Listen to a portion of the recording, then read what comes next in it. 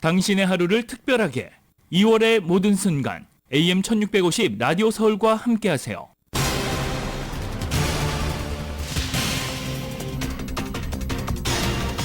트럼프 행정부 출범 이후 불투명해진 취업비자 정책으로 한인 유학생들의 불안이 커지고 있습니다.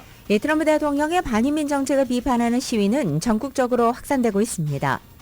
LA 한인회가 LA 산불 피해 한인 돕기 성금 모금액이 14만 달러 육박했다고 밝혔습니다. 한미은행은 산불 피해 복구를 위한 SBA 대출 프로그램 설명회를 갖습니다. 트럼프 대통령이 캘리포니아 고속철도 프로젝트를 강하게 비판하면서 이 프로젝트에 대해 직접 조사에 나서겠다고 밝혀 파장이 일고 있습니다. 트럼프 대통령은 남성에서 여성으로 성 전환한 사람을 여성 스포츠 경기에 출전하는 것을 금지하도록 지시했습니다. 트럼프 대통령이 팔레스타인 가자 지구가 싸움의 결말이 나면 이스라엘에 의해서 미국에 넘겨질 것이다 라고 밝혔습니다. 국방부가 테러 혐의 용의자를 감금했던 쿠바 관타나모 해군기지 구금시설에 고위험 불법 이민자 10명을 압송했다고 밝혔습니다. 트럼프 대통령의 관세 위협에 직면한 캐나다는 자국 경제의 대미 의존도를 낮추기 위한 방안을 모색하고 나섰습니다. 워싱턴 DC에서 내일부터 열리는 미일 정상회담에서 이시바 총리는 미일 동맹 강화를 확인하고 중국 견제 방침에 대한 인식을 공유할 방침으로 알려졌습니다. 트럼프 대통령과 푸틴 러시아 대통령 간의 회담이 분명히 개최될 것이고 현재 그 회담 개최를 준비 중이라고 러시아 측이 밝혔습니다. 노동부는 지난주 신규 실업상 청구 건수가 21만 9천 건으로 한 주 전보다 11,000건이 증가했다고 밝혔습니다. 지난해 전 세계적으로 금거래량과 총거래 금액 또 평균 거래 가격 등 모두 사상 최고를 기록했습니다. 딥시크의 인공지능 모델의 사용자의 개인정보를 중국 국영통신사로 전송하는 코드가 숨겨져 있다는 주장이 제기됐습니다. 세계 각국에서 딥시크 사용 금지 조치가 이어지고 있습니다. 한국이 산유국의 꿈을 안고 시작했던 동해가스장 1차 시추 결과 경제성을 확보할 수 있는 수준은 아니라는 판단이 내려졌습니다. 정부 측은 다른 유망 구조에서 시추를 이어가겠다고 밝혔습니다. 곽종근 전 특정사령관이 탄핵심판 증인으로 나와 윤석열 대통령이 끌어내라고 말한 대상은 국회의원이라고 다시 한번 확인했습니다.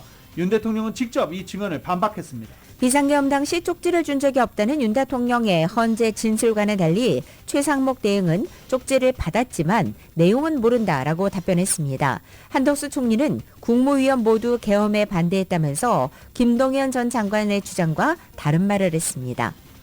NBA에서 대형 트레이드가 이어지고 있는 가운데 관심을 모았던 마이애미의 지미 버틀러는 골든스테이트로 트레이드됐습니다. 토트넘이 오늘 오후 12시 리버풀과 리그컵 준결승을 치릅니다. 오늘 경기에서 최소 비기기만 해도 결승전에 진출합니다. 오늘 뉴욕 증시 상승 출발하고 있습니다. 원달러 환율은 1447.7원으로 마감했습니다. 남가주 오늘 이슬비가 내리다 그치다를 반복하겠고 LA 한인타운의 낮 최고 기온 59도로 예상됩니다. 이 시간 주요 뉴스는 하늘 위 호텔, 세계 최대 항공기 아시아나항공 A380에서 차별화된 서비스를 만나보세요. 고국까지 편안하고 안전하게 모시는 아시아나항공 제공입니다.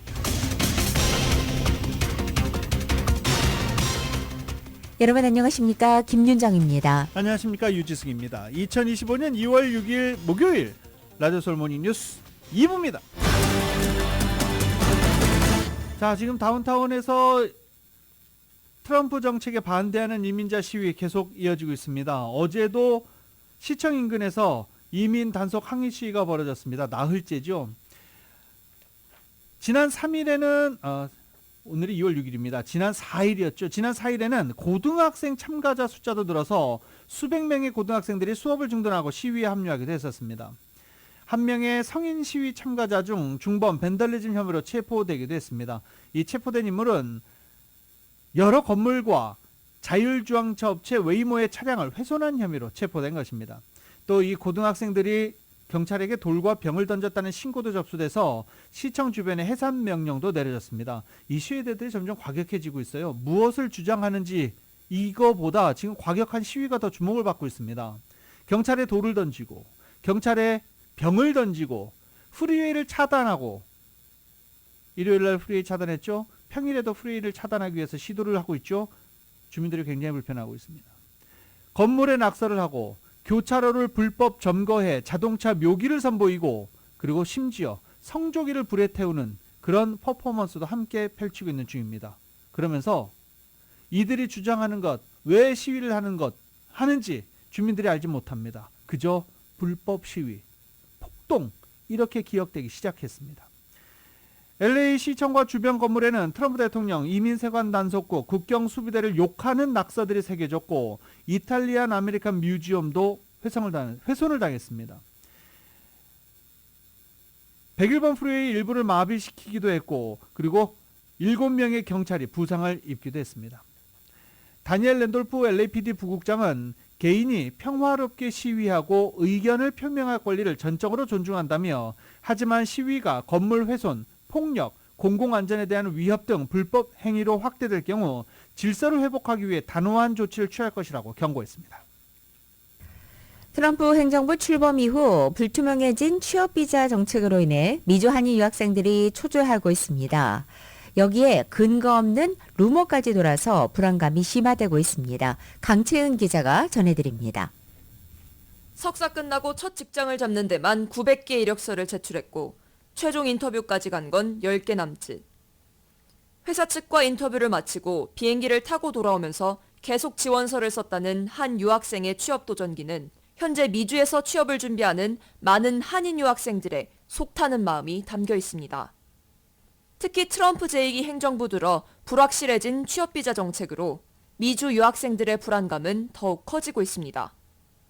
한 미주 한인 유학생 채팅방에서는 트럼프 1기 당시 H-1B 거부율이 12%였던 것처럼 트럼프 대통령의 극우 참모인 스티븐 밀러의 정책 기조가 새 행정부에 창작될 경우 취업비자 거부율이 더 높아질 수 있다는 우려가 제기되고 있습니다. 최근 전국 대도시에서 벌어지는 불체자 추방 소식을 접할 때마다 불안하다며 나도 그렇게 될까봐 두렵다고 토로했습니다. B씨는 H-1B 신청료가 $10에서 $215로 인상됐는데 변호사 비용까지 고려하면 당첨도 불확실한 상황에서 막막하기만 하다고 말했습니다. 또 다른 유학생 C씨는 H-1B 로터리 확률이 낮은 상황에서 한국에 귀국 후 다시 미국으로 오는 게 나을지 아니면 여기서 끝까지 버티는 게 좋을지 모르겠다며 깊은 고민을 드러냈습니다. 현재 이공계 전공자들은 스템 OPT를 통해 졸업 후 3년간 미국에서 체류하며 실무 경험을 쌓을 수 있는데 유학생 사이에서는 이 기간이 오바마 정부 이전 수준인 1년으로 축소되는 것 아니냐는 우려까지 제기되고 있습니다. 이승우 이민법 변호사입니다. 그래서 보면 이 H1B에 대한 견해는 비슷할 겁니다. 아무래도 이제 일론 머스크가 경제 쪽은 더 기술 쪽은 잘 알기 때문에 이제 설득될 가능성이 있다 이렇게 생각을 합니다. 트럼프도 8년 전에 고학력자들에 대한 이민은 막지를 않겠다 그랬어요. 한편 트럼프 대통령이 선거 공약으로 내세운 미국 대학 졸업생 영주권 발급 정책에 대해서는 의회 소관이라 행정명령만으로 결정할 수 없는 사안이라면서 이런 정책은 4년 안에 결론을 내기가 어려워 실현성이 높지 않다고 지적했습니다. 라디오 서울뉴스 강채은입니다. 2024 세금보고 시즌이 시작됐습니다. LA 산불 피해자들 세금보고 마감일은 10월 15일로 연장됐습니다. 연방재난청이 설정한 팰리세이즈와 이튼 산불 피해 지역 거주자들은 자동으로 마감일이 연장됩니다. 또 정부기관 혹은 자선단체와 함께 산불 피해 복구 노력을 도운 근로자 등 산불에 직접적인 영향을 받거나 간접적인 영향을 받은 납세자들은 IRS에 전화를 걸어 연장 신청이 가능합니다. 세금 보고를 하는데 시간이 더 필요한 납세자들의 경우도 역시 6개월 동안 연장이 가능하죠. 네. 더 궁금한 사항은 IRS에 전화해서 문의를 하셔도 되고 그리고 또 직접 도와주시는 CPA 분들에게 직접 문의하셔도 됩니다. IRS가 전화를 받아?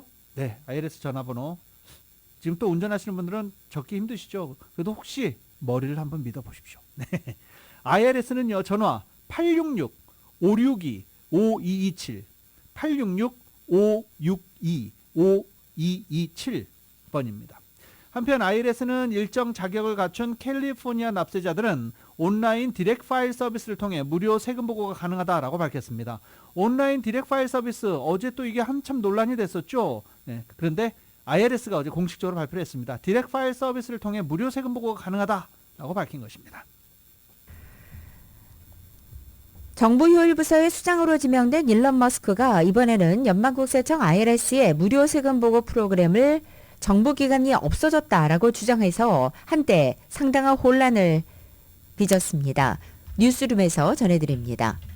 정부 효율 부서의 수장으로 지정된 머스크는 지난 월요일 소셜미디어 X에 연방 정부가 지난해부터 시작한 무료 세금 보고 프로그램인 다이렉트 파일을 관장하는 18F 부서가 딜리트됐다는 메시지를 날리면서 납세자들을 위한 무료 세금 보고 프로그램 디렉트 파일이 없어지는 것인지에 대한 우려를 불러일으키고 있습니다. 하지만 5일 현재 디렉트 파일은 작동하고 있습니다. 일론 머스크가 소셜미디어를 통해 관련 부서인 18F를 딜리트한다는 발언이 이 부서의 직원들을 해고했다는 것인지 아니면 이 프로그램 자체가 없어진다는 것인지 혼선이 일고 있습니다. 디렉트 파일은 무료 프로그램으로 W2로 세금 보고를 하는 납세자들을 위해 지난해 마련됐으며 큰 호응을 얻어 올해에는 가주를 포함해 전국 내 25개 주로 프로그램이 확대돼 시행됩니다. 디렉트 파일 프로그램을 관장하는 18F는 소프트웨어 엔지니어, 디자이너, 전략가, 제품 관리자로 구성된 기술팀으로 이 팀은 정부기관과 협력해 기술을 통해 기술적 문제를 해결하고 공공 서비스를 개선하는 역할을 하고 있는데 국세청을 위한 다이렉트 파일 프로그램을 구축하는 데 도움을 준 부서입니다.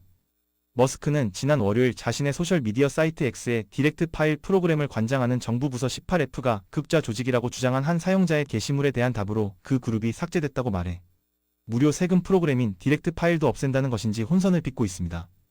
지난해 디렉트 파일 프로그램으로 1억 4천만 달러가 환급 처리됐습니다. 그동안 H&R 블락 등 민간 세금 업체들은 정부의 무료 세금 보고 프로그램 때문에 회사 수익이 떨어진다고 무료 세금 보고 프로그램을 반대하는 로비를 펼쳐왔습니다. 보도국 뉴스룸입니다. LA 한인회가 주도하는 LA 지역 이 산불 피해 한인 돕기 성금 모금액이 14만 달러에 육박하고 있다고 합니다. 이외 타운 뉴스 보도국 뉴스룸에서 전해드립니다. 타운 소식입니다. LA 한인회가 주도하는 LA 지역 산불 피해 한인 돕기 성금 모금액이 13만 8,305달러를 기록했습니다. LA 한인회는 5일 2025년 LA 청소년 프로그램 참여를 위해 방문 중인 이충우 여주시장과 우범기 전주시장이 각각 100만 원씩을 기부했다고 밝혔습니다. 두 시장은 고국에서도 이번 산불 피해를 입은 분들께 위로를 전하며 피해 회복에 조금이나마 도움이 되길 바란다는 메시지를 전했습니다. 이와 함께 한국의 외국인 전용 카지노 세블럭과 예수생명교회 등도 성금 모금에 동참했습니다. 한미은행이 오는 11일 LA 지역의 대형 산불 피해 복구를 위한 SBA 대출 프로그램 설명회를 개최합니다. 오는 11일 오후 1시에 LA 한인타운 3가와 옥스포드에 위치한 앤더슨 먼거 YMCA 커뮤니티룸에서 SBA LA 지부와 한미은행, YMCA가 공동으로 재난대출 세미나를 진행합니다. 이번 설명회에서는 SBA LA 지부 관계자들이 직접 나서 산불 피해를 입은 사업주와 주택 소유주, 임차인들이 이용할 수 있는 각종 재난대출 프로그램을 안내할 예정입니다. 한미은행의 애나정 최고 SBA 대출 책임자는 SBA 재난대출 프로그램이 산불 피해 복구에 실질적 도움이 될 수 있다며 많은 분들이 참석해 유용한 정보를 얻어가시길 바란다고 전했습니다. 특히 이날 현장에서는 SBA 관계자들에게 직접 상담을 받고 지원서를 작성해 제출할 수 있으며 한미은행 SBA 대출 전문가들의 통역 지원으로 원활한 상담이 가능합니다. LA 한인타운 YMCA는 메트로폴리탄 LA 전역의 피해자 지원 활동 중심 역할을 하고 있으며 이번 행사 참석자들에게는 무료 주차가 제공됩니다. 패서디나 컨벤션 센터가 알타데나 인근으로 대피소를 이전하려는 척십자사의 계획에 따라 이튼 화재 피해자들의 대피소 역할을 종료합니다. 척십자사는 더 나은 위치로 대피소를 이전하기 위해 8일을 마지막으로 패서디나 시설 운영을 중단할 예정입니다. 척십자사의 엔젤 소세다 지역 홍보국장은 대부분이 알타데나 주민들이어서 대피소를 완전히 폐쇄하기 전에 집과 더 가까운 곳으로 이전의 일상으로 돌아갈 수 있도록 하려 한다고 설명했습니다. 시 당국은 2월 초 컨벤션 센터 반환을 요청하고 있습니다. 매슈 호크스워스 재무국장은 5일 시의회에서 컨벤션 센터에는 예약된 행사들이 있어 대피소 운영이 길어질수록 사업상 결정이 필요하다고 밝혔습니다. 패서디나 측에서는 대피소 이전은 항상 있는 일이지만 적십자사는 모든 이재민이 다음 계획을 세울 때까지 대피소와 지원을 계속 제공할 것이라고 강조했습니다. 5일 현재 대피소에는 272명이 머물고 있으며 이 중 약 3분의 2가 알타데나 주민입니다. 대피소 인원은 최대 1140명까지 늘어났었습니다. 캐서린 바거 LA 카운티 슈퍼바이저는 대피소가 2월 17일까지는 운영될 것으로 예상된다고 전했습니다. 보도국 뉴스룸입니다. 사우스베이 지역의 대표 부촌인 팔로스버디스 펜넨슐라 지반이 급속도로 바다를 향해 움직이고 있다는 연방 항공우주국 나사 보고서가 발표됐습니다. 나사 산하 JPL의 항공 레이더 데이터에 따르면 지난해 9월과 10월 사이 4주 동안 주거 지역이 일주일에 최대 4인치씩 태평양 쪽으로 이동한 것으로 나타난 것입니다. 분석을 수행한 JPL의 전문가는 성명을 통해서 실질적으로 심각한 영향을 받는 집안의 면적이 확대되고 이동 속도가 인간의 생명과 인프라를 위험에 빠뜨리기에 충분하다는 것을 확인했다고 말하기도 했습니다. 렌초 팔로스버디스와 롤링힐스, 샌페드르 등이 위치한 팔로스버디스 페넨슐라 지역은 2023년 허리케인 힐러리 발생 당시 기록적인 강우량이 기록된 이후에 집안 이동이 가속화되고 있습니다. 트럼프 대통령이 샌프란시스코와 LA 구간의 고속철도 사업을 미국 역사상 최악의 관리 프로젝트로 규정하면서 강력하게 비판했습니다. 트럼프 대통령은 수천억 달러 예산이 초과됐음에도 아직 레일 하나 깔지 못했다며 이는 민주당이 장악한 캘리포니아의 전형적인 예산 낭비라고 지적했습니다. 백악관이 직접 이 프로젝트 자금 조달 내역을 전면 조사할 것이라고 말한 트럼프 대통령은 연방정부 차원의 감사가 필요한 상황이라고 강조했습니다. 특히 트럼프 대통령은 171마일 구간에만 130억 달러가 투입됐다는 것은 믿기 힘든 수준의 낭비라며 이런 식이라면 전체 구간 완공에 1조 달러도 모자랄 것이라고 비판하기도 했습니다. 캘리포니아 고속철도청은 성명을 통해 모든 지출은 독립감찰관 검토를 받았다며 트럼프 주장을 반박했지만 당초 2030년으로 예정됐던 1단계 구간 개통 시기는 추가 지연으로 전망되고 있습니다. 백악관 관계자는 이번 조사는 주정부의 방만한 예산 집행에 대한 연방정부 차원의 감독 강화 조치라고 설명했습니다. 새해를 맞아 한인사회 화합과 건강을 함께 다지는 제10회 거북이 마라톤 건강 걷기 대회가 개최됩니다. 2월 8일 이번 주 토요일 오전 8시 한인들에게도 친숙한 LA 도심의 보물인 그리피스파크에서 열리는 것입니다.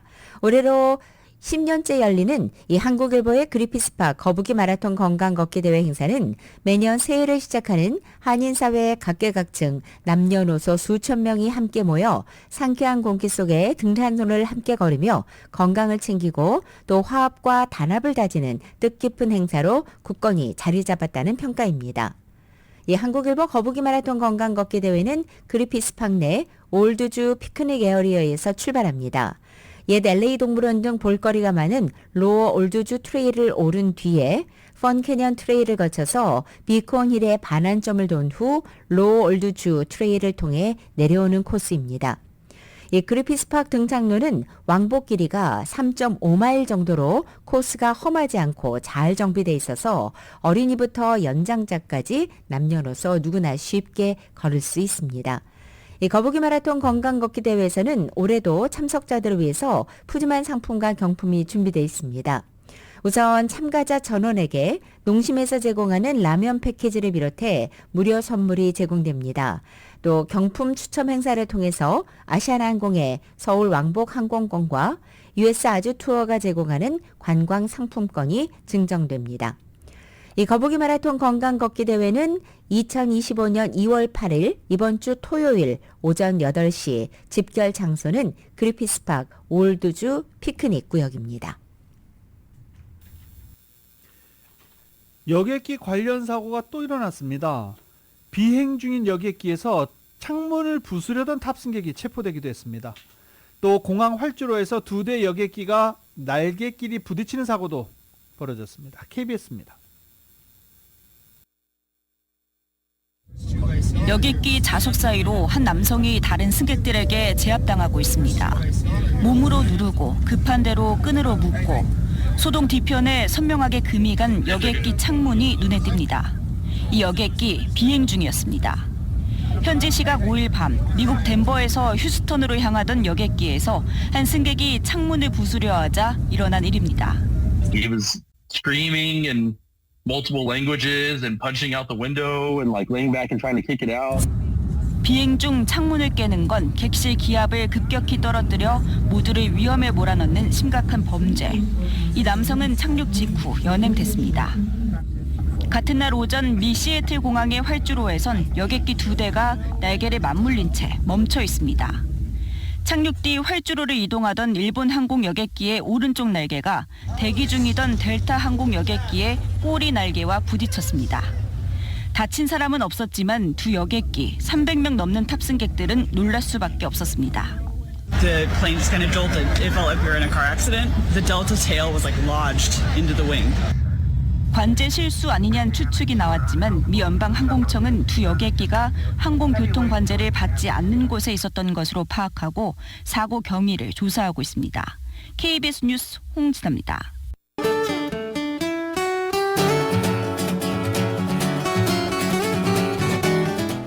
2월 6일 목요일 남가주의 날씨입니다. 남가주의 적 오늘 가는 빗줄기가 내리다 그치다를 반복하겠고 낮 기온 어제와 비슷하겠습니다. 목요일인 오늘 밤부터 금요일인 내일까지도 남가주 전역에는 비가 내리겠습니다. 주말인 토요일과 일요일에는 비 소식은 없지만 구름 낀 흐린 날씨가 이어지겠고 낮 기온도 당분간은 평년권을 밑도는 상태가 유지되겠습니다. 그리고 다음 주 수요일, 목요일 또 한 차례 겨울 폭풍이 예상됩니다. 가뭄에 시달리고 있는 이곳 남가주 전역에는 반가운 소식이 되고 있습니다. 다만 다음 주에 내리는 비는 보다 굵은 빗줄기가 예상됨에 따라 산불 피해 지역에 또 다른 비 피해가 없도록 대비하는 것이 필요하겠습니다. LA 한인타운의 오늘 낮 최고 기온 59도, 밤 최저 기온은 55도, 오렌지 카운티 지역은 62도, 56도, 밸리와 일랜드 엠파이어 지역은 58도, 53도, 해안 지역은 63도, 58도로 예상됩니다. 한국 오늘 오전까지는 곳곳에 눈이 내리다가 점차 그치겠고 서울의 오늘 아침 최저 기온이 9도, 낮 최고 기온은 20도에 그치겠습니다. 트럼프 대통령이 남성에서 여성으로 성 전환한 사람을 여성 스포츠 경기에 출전하는 것을 금지하도록 지시했습니다. 어제 백악관에서 다양한 나이대 여성 선수들을 지켜보는 가운데 이런 내용의 행정명령에 서명했는데 다양한 나이대가 아니라 정말 5살부터 대학생 여성 선수들, 프로 여성 선수들까지 모두 다 참여했습니다. 성전환자의 여성 경기 출전을 허용한 각급 학교에 모든 연방 지원을 금지한다는 게 이 행정명령의 골자입니다. 여성 스포츠에 체력적으로 우수한 성전환자가 참여하는 건 여성에 대한 차별이자 불평등이라는 게 그의 주장입니다. 트럼프 대통령은 이어 공립 초중고등학교와 거의 모든 미국 대학에서 여성 운동선수에 대한 공격이 사실상 종식될 것이라며 우리가 놓친 것은 없다고 생각하지만 만약 있다면 행정명령을 통해 신속하게 보완할 것이라고 말했습니다. 이제 여성 스포츠에서 과한기를 없애겠다라고 자평하기도 했습니다. 또 2028년 LA 하계올림픽을 언급하며 성전환 선수에게는 입국을 허용하지 않을 방침을 시사하기도 했습니다. 트럼프 대통령은 작년 파리올림픽을 잊을 수 있을까? 라면서 파리올림픽을 거론하기도 했습니다. 미 국방부가 테러와의 전쟁 당시 테러 혐의 용의자를 감금했던 쿠바 관타나모 해군기지 구금시설에 고위험 불법 이주민 10명을 압송했다고 5일자로 밝혔습니다. 국방부는 보도자료를 내고 4일 관타나모에 10명의 고위험 불법 체류자가 도착했다며 이들은 비어있던 구금시설에 수용돼 있고 본국이나 또는 다른 적절한 목적지로 옮겨질 때까지 이곳에 있을 것이라고 설명했습니다. 다만 앞서 크리스티 놈 국토안보부 장관은 불법 이민자를 관타나모 해군기지에 무기한 수용하지는 않을 것이며 법에 따라 관리할 것이라고 피력했습니다. 이번 사례는 관타나모로 불법 이민자를 보내라는 지난주 트럼프 대통령 지시 이후 처음으로 미국 본토에서 이동한 것입니다. 트럼프 대통령은 관타나모 해군기지 수용시설을 3만여 명 규모로 확장하길 원한다고 발표한 바 있습니다. 전국 주요 도시 LA뿐만이 아니라 트럼프 대통령 정책을 비판하는 시위가 도시에서 열리고 있습니다. 필라델피아, 오스틴, 애틀란타, 랜싱, 덴버 등 주요 도시들에서 시민들이 모여 트럼프 대통령이 취임 후 시행한 정책들을 규탄했습니다. 참석자들은 이민자, 성소수자 등에 대한 트럼프 대통령의 강경 정책을 거세게 비판했습니다. 시위대는 정부 효율부 수장인 일론 머스크 테슬라 CEO를 향해서도 비판의 목소리를 높이기도 했습니다. 시위대는 침묵은 폭력이다, 민주주의 수호 등 이 메시지를 적은 팻말을 들고 시위를 이어가기도 했습니다. 또 아울러 시위대는 머스크 주도로 추진 중인 국제개발처 해체에 대해서도 비판했습니다. 아무도 일론 머스크에게 투표하지 않았다는 메시지의 팻말도 들어올리기도 했었습니다. 오스틴 집회에 참여한 한 시위대 중 한 명은 우리는 지금 충격에 빠진 상태라며 우리의 힘을 보여줄 때다라고 말하기도 했습니다. 미네소타주 세인트폴 집회에 참석한 한 시위자는 우리가 뭔가를 하지 않으면 나라에 무슨 일이 일어날지 모른다는 두려움 때문에 시위에 합류했다라고 말했습니다. 트럼프 대통령의 측근인 팜 본디 법무장관이 취임하자마자 법무부와 산하 연방수사국 FBI에 대한 보복에 착수했습니다. 뉴욕타임즈는 5일 본디 장관이 이날 취임식에서 정치적인 동기로 사법 시스템을 무기화한 공직자를 조사할 내부 기구를 만들라고 지시했다고 보도한 것입니다. 조 바이든 행정부 시절 트럼프 대통령을 다양한 혐의로 기소한 검사와 압수수색 등 수사에 참여한 FBI 요원 등을 조사하겠다는 것입니다. 구체적인 조사 계획은 공개되지 않았지만 본디 장관은 엘빈 브레그 맨해튼지검 검사장과 레티샤 제임스 뉴욕주 검찰총장 그리고 잭 스미스 전 특검을 조사 대상으로 언급했습니다. 이 브레그 검사장은 트럼프 대통령을 성추문을 입막음하기 위해 돈을 지불하고 회계장부를 조작했다는 혐의로 기소했고 제임스 검찰총장은 트럼프 그룹의 자산가치 조작 의혹과 관련해 민사소송을 제기한 인물입니다. 또 스미스 전 특검은 트럼프 대통령을 2020년 대선 결과 뒤집기 시도와 기밀문서 유출 등 혐의로 기소했습니다. 또한 펜 본디 장관은 트럼프 대통령을 반대하는 검사들을 조직에서 사실상 쫓아내겠다고 경고하는 업무 명령에도 서명했습니다. 트럼프 대통령의 정책 목표를 충실하게 이행하지 않으려면 사표를 내라는 지시입니다. 법무부 2인자인 에밀 보브 차관은 더 적극적으로 FBI 손보기에 나선 모습입니다. 보브 장관은 이날 전체 FBI 요원에게 발송한 메모를 통해서 브라이언 드리스콜 FBI 국장 대행이 자신의 지시에 불복종했다며 공개적으로 비판한 것입니다. 앞서 보브 차관은 2021년 1월 6일 의회 난동 사태 당시 트럼프 대통령의 지지자들을 조사한 요원들의 명단을 제출하라고 지시했지만 드리스콜 국장 대행은 FBI를 그만두더라도 부하 요원들의 명단을 제출할 수 없다고 맞선 것으로 전해졌습니다. 마코 루비오 국무부 장관이 남아프리카 공화국이 주최하는 주요 20개국 G20 외교장관 회의에 불참하겠다고 밝혔습니다. 남아공 정부가 추진하는 토지 몰수 정책과 회의 의제를 그 이유로 들었습니다. 루비오 장관은 남아공은 매우 나쁜 짓들을 하고 있다며 사유재산을 수용하고 G20를 연대, 평등, 지속 가능성을 장려하는 데 이용하고 있다라고 말했습니다. 다시 말해 다양성, 형평성, 포용성과 기후변화 대응을 장려하고 있다라고 주장했습니다. 미국의 국익을 증진하는 것이지 납세자 돈을 낭비하거나 반미주의를 친절하게 받아주는 게 내일은 아니다 라고 덧붙였습니다. 루비오 장관의 불참 선언은 남아공의 토지 수용 정책에 대한 트럼프 대통령의 문제 제기에서 비롯됐습니다. 트럼프 대통령은 남아공의 토지 수용 정책을 특정 계층을 매우 나쁘게 대우하는 토지 몰수라고 비판하면서 이런 상황에 대한 조사가 완료될 때까지 남아공에 대한 미국의 지원을 중단하겠다고 선언하기도 했습니다. 남아공 정부는 아파르테이트, 이 인종차별 정책 잔재 청산의 일환으로 추진하는 토지 무상 수용 정책을 겨냥한 것입니다. 남아공은 식민 지배와 아파르테이트 시절 흑인의 토지를 빼앗고 재산권을 인정하지 않았으며 그 여파로 지금도 인구의 8%에 불과한 백인이 경작지의 약 4분의 3을 소유하고 있습니다.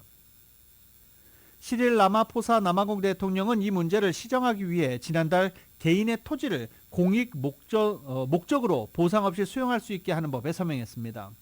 투기 목적으로 보유하거나 버려진 토지의 경우 등 특정한 조건을 충족하고 소유주와 합의하는 경우 수용을 가능하게 하는 법입니다.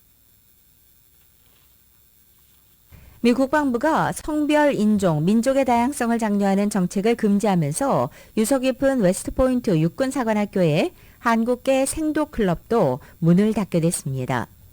웨스트포인트의 체드 포스터 부교장은 지난 4일 서한에서 대통령 행정명령과 국방부 그리고 육군의 지침에 따라서 사관 생도들이 참여하던 일부 클럽을 해산하라고 명령했기 때문입니다.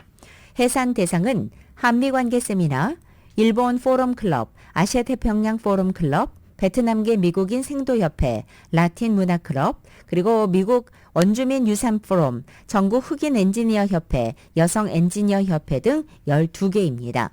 이 한미관계 세미나에는 한국인과 한국계 미국인 생도들이 참여해 왔습니다. 이 같은 클럽 해산은 트럼프 대통령이 지난달 27일 군에서 다양성, 형평성, 포용성, 즉 DEI 정책을 금지하는 행정명령에 서명했기 때문입니다.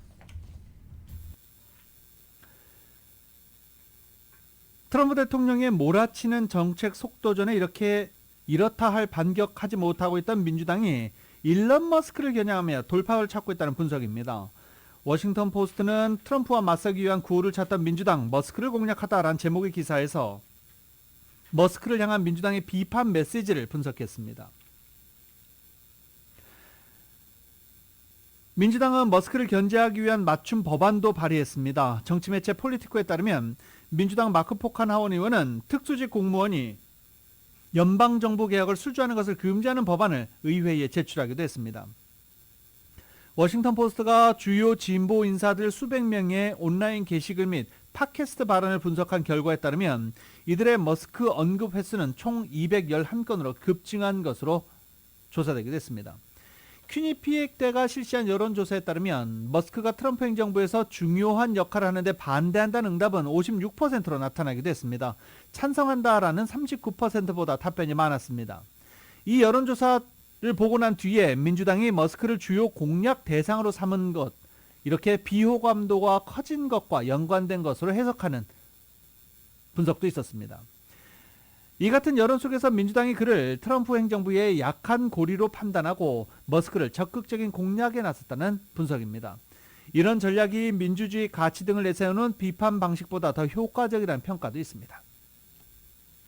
트럼프 대통령의 최측근 일론 머스크 테슬라 CEO에 대한 호감도가 공화당 지지자 중에서도 뚝 떨어진 것으로 조사됐습니다.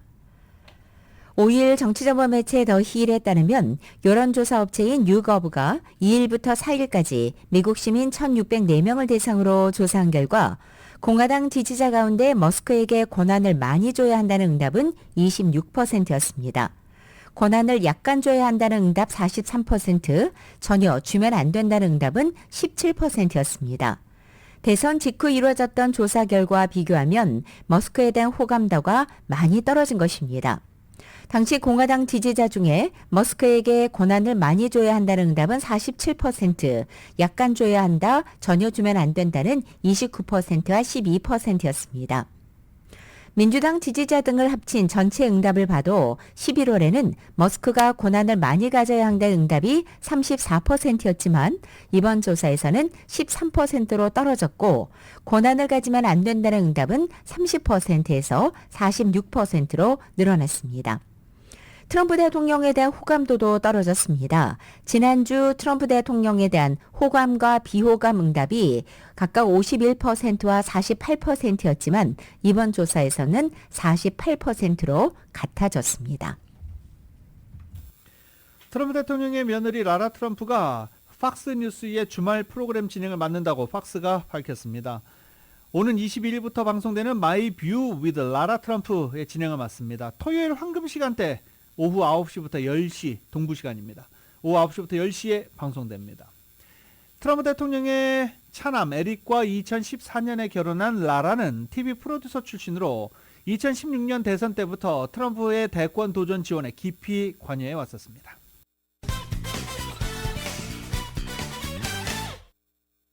라디오솔 모닝뉴스 함께하고 계십니다.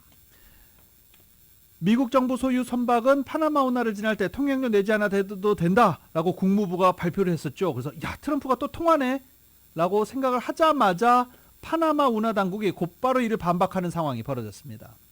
파나마 운하 운영권의 환수까지 거론해온 트럼프 대통령이 물밑에서 조율하던 내용을 일방적으로 먼저 발표하면서 다시금 파나마 정부를 향해 압박의 고삐를 쥘 것이다라는 해석이 나오고 있습니다.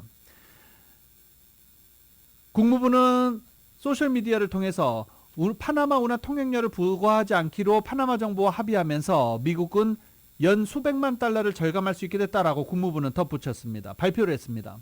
그러자 운하 통행권이나 통행료와 관련해 바뀐 건 없다라고 파나마 운하청은 반박하기도 한 겁니다. 이런 가운데 미국 정부가 이렇게 선제적으로 통행료 면제를 협상 과정에서 발표해버린 것으로 해석되고 있습니다. 파나마 정부는 끝까지 발표에 침묵을 지키고 있는 중입니다. 트럼프 대통령이 오늘 팔레스타인 가자 지구가 싸움의 결말이 끝나면 이스라엘에 대해 미국에 넘겨질 것이라고 말했습니다. 트럼프 대통령 오늘 아침 이른 시간 자신이 운영하는 소셜미디어 트루스 소셜에서 이 같은 글을 올려 가자 지구에 대한 자신의 구상을 재차 강조한 것입니다.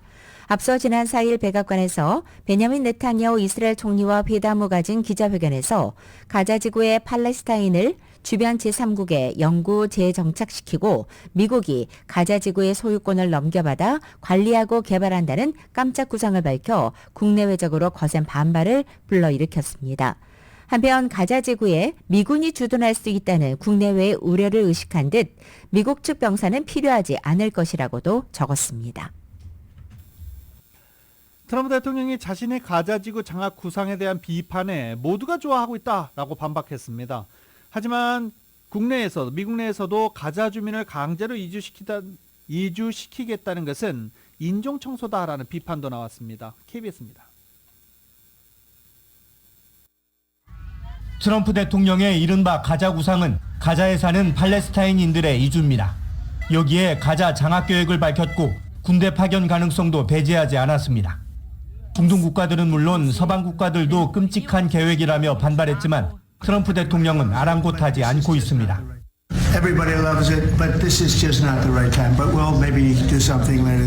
백악관과 행정부 관료들은 한발 물러서는 듯했습니다. 팔레스타인인들의 이주는 일시적인 것이라거나 미국 군대를 보내고 싶지는 않다는 겁니다. 하지만 그 중심은 역시 트럼프 계획 옹호였습니다. I don't think should be criticized in any way. I think it's going to bring the entire region to come with their own solutions if they don't like Mr. Trump's solutions.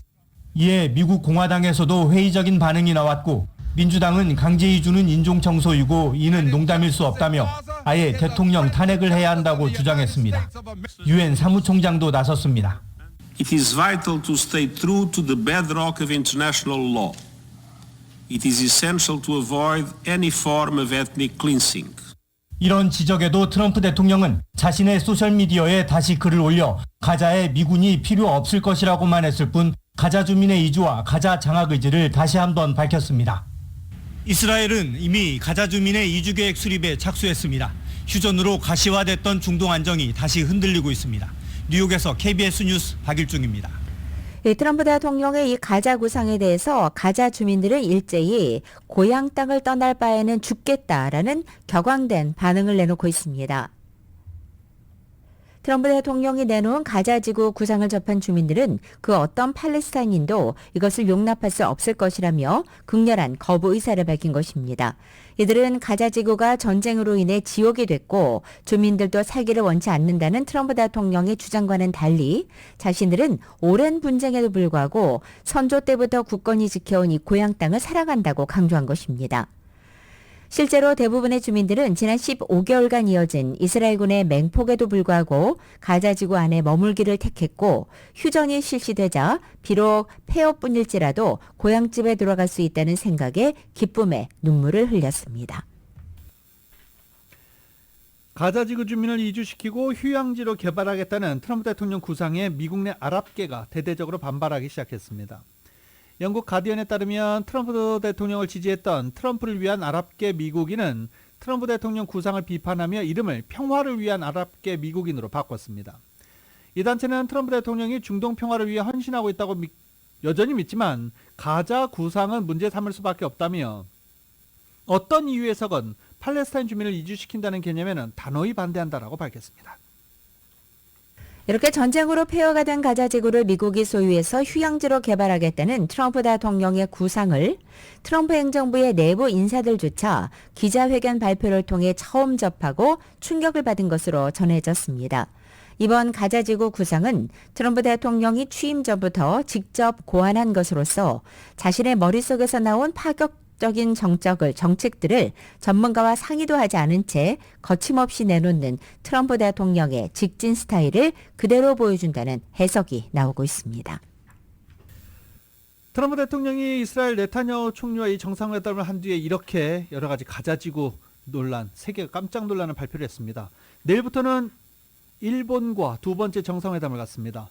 일본 이시바 총리가 미국으로 일단 출국을 했는데 출국하기 전에 이시바 총리가 찍은 사진, 트럼프 모자를 쓰고 있고요. 트럼프 카드를 들고 있습니다. 트럼프가 일본에 바라는 것, 그리고 일본이 준비한 것은 뭔지 KBS입니다. 이시바 일본 총리가 트럼프 모자를 쓰고 트럼프 얼굴이 선명한 카드를 두 손으로 들어 보이고 있습니다. 일본이 현지 시각 7일 미국과의 정상회담에 얼마나 공을 들이는지를 상징적으로 보여줍니다.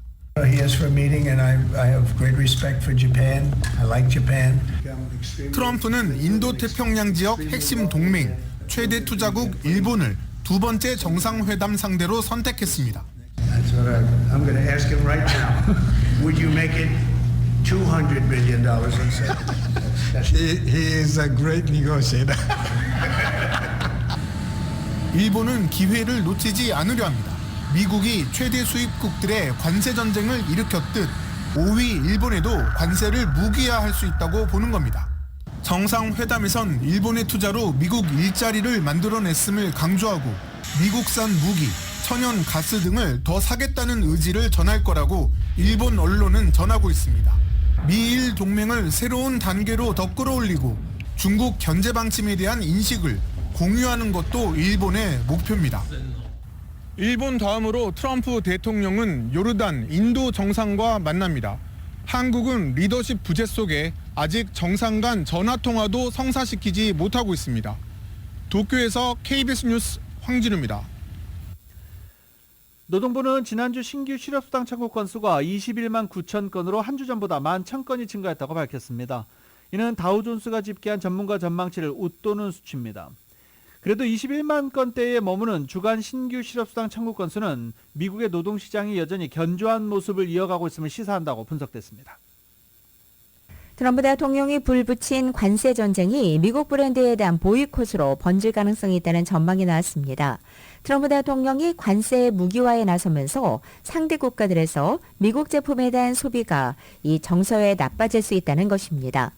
미국산 위스키 브랜드인 짐빔을 판매하는 일본 주류업체 산토리 홀딩스 측은 어제 파이낸셜 타임즈과의 인터뷰에서 미국의 보호무역주의에 대한 반발로 이 같은 흐름이 나타날 수 있다고 경고한 것입니다. 미국의 관세 부과 시 멕시코를 대표하는 데킬라의 미국 내 판매 가격도 인상이 불가피한데 데킬라 생산 계열사를 통해서 미국에 데킬라를 계속 팔고 싶으며 판매량이 증가세인 증류주는 미국 위스키와 데킬라 두 종류뿐이라고도 말했습니다. 한편 캐나다 주정부는 공기업 운영 매장에서 미국산 주류를 팔지 말도록 하는 등 캐나다에서도 경제적 민족주의가 고양됐다고 파이낸셜 타임즈는 보도했습니다. 이 중국의 스타트업 딥시크의 인공지능 모델의 사용자 개인정보를 중국 국영통신사 차이나 모바일로 전송하는 코드가 숨겨져 있다는 주장이 제기됐습니다. 이 온타리오에 있는 한 사이버 보안 업체가 주장한 건데요. 이 온타리오, 캐나다 아니고요. 캘리포니아주 온타리오입니다. 캘리포니아주 온타리오에 위치한 이 사이버 보안 업체 패러트 시큐리티가 AI 소프트웨어를 활용해 딥시크 코드를 해독한 결과 감춰진 부분이 발견됐다고 말했습니다. 중국 정부 통제 아래에 있는 서버들과 중국 내 회사로부터 직접적인 연결이 보인다며 이는 과거에 한 번도 본 적이 없는 것이다 라고 말하기도 했습니다. ABC 방송은 딥시크에 가입하거나 로그인하는 사용자는 자신도 모르게 중국 내 계정을 만들게 돼 신원, 사용한 검색어, 온라인상에서 어떤 행동을 하는지가 중국 정부 시스템에 고스란히 노출될 수 있다는 것입니다. 현재 딥시크에 대한 이 관심이 폭증한 가운데 챗 GPT나 다른 생성형 인공지능과는 달리 이 딥시크가 사용자의 키보드 입력 패턴 같은 개인정보를 과도하게 수집한다는 우려가 큰 상태입니다. KBS가 보도합니다. 중국 딥시크의 개인정보 보호 정책입니다. 눈에 띄는 게 하나 있는데요. 바로 사용자의 키보드 패턴을 수집하겠다는 내용입니다. 쉽게 말해 컴퓨터 자판을 두드리는 속도나 압력 같은 걸 모은다는 건데 챗 GPT는 수집하지 않는 정보입니다. 이런 걸 가져다 어떻게 쓸까요? 예를 들어 1, 2, 3, 4를 누른다고 해보겠습니다. 우리는 느끼지 못하지만 사람마다 글자나 숫자를 입력할 때 속도와 압력 등이 다릅니다. 일종의 고유 정보인 셈이죠. 그러니까 인공지능이 많은 사람들의 키보드 입력 패턴 등을 반복적으로 학습하면 마치 지문이나 홍채로 신원을 확인하듯 그 사람이 누군지 알 수 있다는 뜻도 됩니다. 딥시크가 키보드 패턴까지 모은다는 건 개인 보안 정보를 모으는 것과도 다름없다는 우려가 나옵니다.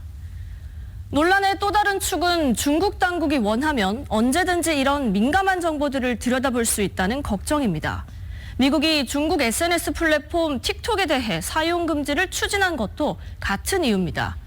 이런 우려에 기름을 부은 건 중국의 법체계 때문인데요.